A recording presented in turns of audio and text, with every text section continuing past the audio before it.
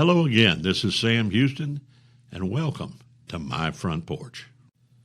Has civility disappeared in politics and in life?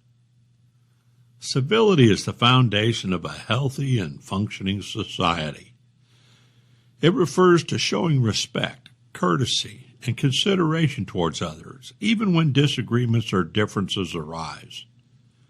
In a world that's increasingly fast-paced and divided, civility serves as a bridge that connects people, promotes understanding, and allows communities to work together harmoniously. Though it may seem like a simple concept, civility plays a critical role in maintaining peace, fostering cooperation, and preserving the social fabric that binds people together. At its core, civility is about recognizing the inherent dignity of every person. It means treating others with kindness and respect, regardless of their background, their beliefs, or their opinions. When individuals practice civility, they acknowledge that everyone deserves to be heard and valued. This mindset helps us to prevent conflicts from escalating into hostility or violence. In contrast, when civility is abandoned, communication breaks down and mutual respect gives way to anger and division. By maintaining civil behavior, people can engage in productive dialogue that leads to solutions rather than further problems. Civility is especially important in democratic societies where freedom of speech and differing opinions are essential. The ability to debate ideas openly depends on the willingness of the individuals to listen respectfully and disagree without malice. When people can express their views without a fear of insult or ridicule, democracy thrives. However, when public discourse becomes dominated by disrespect and hostility, the democratic process weakens. Civility ensures that differences of opinions do not destroy the shared commitment to collective progress. It allows communities to focus on solving issues rather than tearing each other apart. In addition to its social and political importance, civility plays a key role in everyday life. In workplaces, schools, and neighborhoods, civil interactions create a sense of trust and cooperation. When people treat each other courteously, they create an environment where collaboration and understanding can flourish. For example, a respectful workplace encourages teamwork and productivity, while uncivil one often leads to stress, resentment, and poor performance. In schools, teaching civility helps students learn empathy and emotional intelligence, skills that are essential for personal and professional success. Civility also reflects one's character and values. Being civil doesn't mean avoiding conflict or suppressing one's beliefs. Rather, it means expressing those beliefs thoughtfully and respectfully.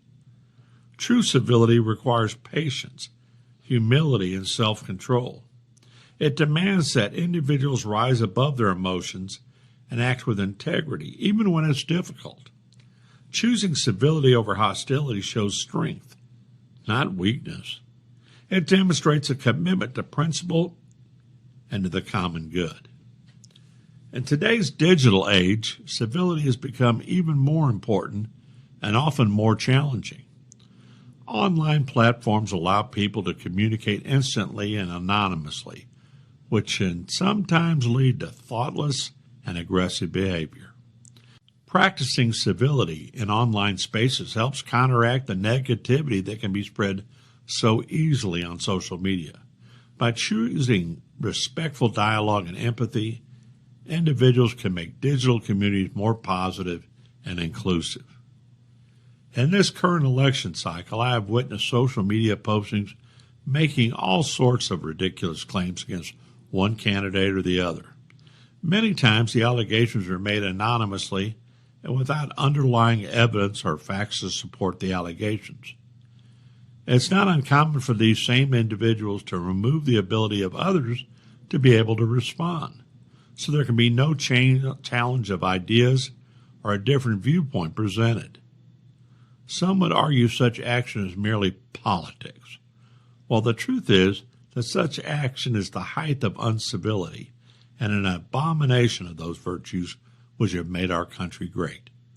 It's not simply politics to eliminate meaningful discussion of the issues of the day or to present false and misleading information to the electorate. It's a troubled path which is only taken by those who fear losing on the merit of their position. Civility is essential for maintaining respect, understanding, and peace in both personal and public life. It allows people to coexist, cooperate, and make progress together despite their differences. Without civility, societies risk descending into chaos and division.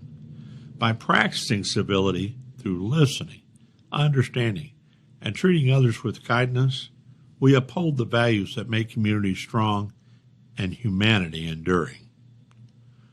Do not simply declare you have an opinion. Review facts and evidence and form a judgment based on sound and rational thought and facts. Many experts say civility goes beyond good manners and listening attentively, but includes some type of engagement with the intent of sincere respect towards another. This also requires a willingness and open-mindedness to have our own opinion and biases challenged by others who share a different and perhaps unique point of view. If you're so adamant in your judgment, you should welcome the opportunity to discuss the issue with object openness and specifics, not fearing a challenge may alter your thoughts. The goal should be to make a wise and measured decision.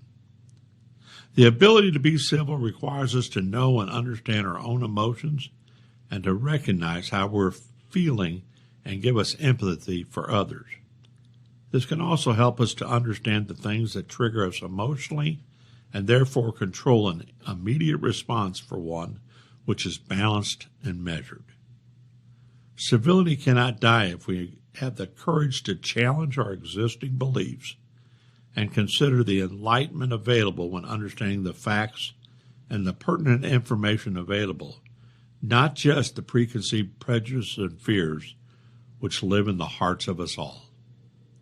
Thought for the day: time is the only currency you spend without ever knowing your balance.